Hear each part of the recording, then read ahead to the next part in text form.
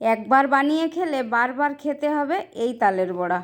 একেবারেই তুলোর মতো নরম ও স্পঞ্জি, মুখে দিলেই মিলিয়ে যাবে। আর এই তালের বড়া বানানো কিন্তু খুবই সহজ, আর সময়টা লাগে খুবই কম। আর এই রেসিপি একবার দেখলে যে কেউ বানিয়ে নিতে পারবেন এই তালের বড়া। আসসালামু আলাইকুম, লিলির রান্নাঘরে সবাইকে স্বাগত। আসুন তাহলে দেখে নেওয়া যাক আজকের এই তালের বড়ার রেসিপি। আর রেসিপিটি দেখার পর আশা করছি সকলের অনেক ভালো লাগবে। তো তালের বড়া বানানোর জন্য প্রথমেই আমি একটা এইরকম বড় পাত্র নিয়েছি, আর এর মধ্যে 200 গ্রাম সুজি নিয়েছি। একেবারেই মাপে 200 গ্রাম সুজি। এবার এই সুজির মধ্যে অল্প পরিমাণ জল দেব, দিয়ে সুজিটাকে ভিজিয়ে রেখে দেব 15 থেকে 20 মিনিটের জন্য। খুব বেশি জল লাগবে না, সুজিটা ভিজবে এই রকম জল দিলেই হবে। সুজিটা ভেজানোর ঠিক 15 মিনিট পর ফিরে এলাম। এবার এর মধ্যে দিয়ে দিলাম স্বাদ মতো লবণ, দিয়ে দিলাম তালের পিউরি। আর এই তালের পিউরি কিভাবে বের করতে হয় আমার চ্যানেলে ভিডিও দেয়া আছে, আমি লিঙ্কটা দিয়ে দেব। দিয়ে দিলাম একটা কোরানো নারকেল, আর একটা গোটা নারকেলকেই আমি কুড়িয়ে দিয়েছি। দিয়ে দেব পরিমাণ মতো চিনি, আর দিয়ে দেব 800 গ্রাম ময়দা। আর আমি এখানে যে পরিমাণ ময়দা সুজি ব্যবহার করেছি তার জন্যই একটা পুরো তালের পিউরি নিয়ে নিয়েছি। দিয়ে দেব চা চামচের 1 চা চামচ পরিমাণ কালো জিরে, আর দিয়ে দেব 1 চা চামচ পরিমাণ মৌরি। আর মৌরিটা শুকনো খোলায় একটু হালকা ভেজে নিয়েছি, নিয়ে হালকা গুঁড়ো করে দিয়েছি। মৌরিটা এভাবে গুঁড়ো করে দিলে তালের বড়ার ফ্লেভারটা খুব সুন্দর হয়। আর দিয়ে দেব 1/2 চা চামচ বেকিং সোডা।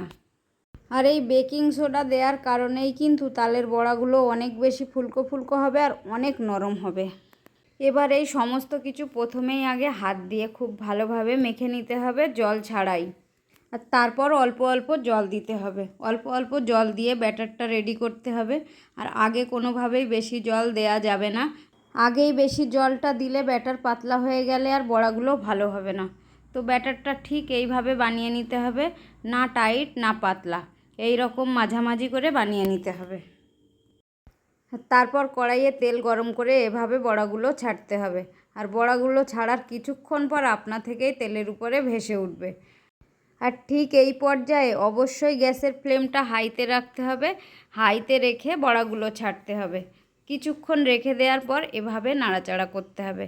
এভাবে নাড়াচাড়া করে হালকা লালচে করে ভেজে নিতে হবে, নিলেই তালের বড়া একদম রেডি। তো একবারে তালের বড়া আমার রেডি করে নেওয়া হয়ে গেছে। খুব ভালোভাবে তেল ঝরিয়ে তুলে নেব।